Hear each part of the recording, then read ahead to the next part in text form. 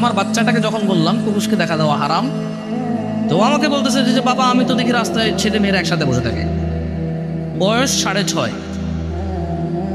আমি বলেছি তোমার মামা, দাদা, নানা, আমি, তোমার জ্যাঠা, চাচা, এইভাবে আমি বলছি ওকে, আস্তে আস্তে বলতেছি। মাদ্রাসায় ভর্তি করেছি। এখন সোসাইটি ভালো থেকেই থাকতেছি, কিন্তু ওই যে ছেলে মেয়ে একটু আড্ডা ফাড্ডা করে, এখনও আমাকে বলতেছি যে তুমি তো বললা যে ছেলে মেয়ে দেখা দেওয়া হারাম, ওরা তো বসে আছে এভাবে। আমি তো স্পিচলেস, আমি কি জবাব দেবো? আমি বললাম যে এইভাবে বসে থাকলে আসলে গুনাহ, বুঝছো? যেভাবে বসবে না সে আল্লাহকে খুশি করবে, আর যেভাবে বসবে আল্লাহ তার উপর রাগ করবে। আমার কাছে কোনো ওয়ে ছিল না এটা ছাড়া বলা।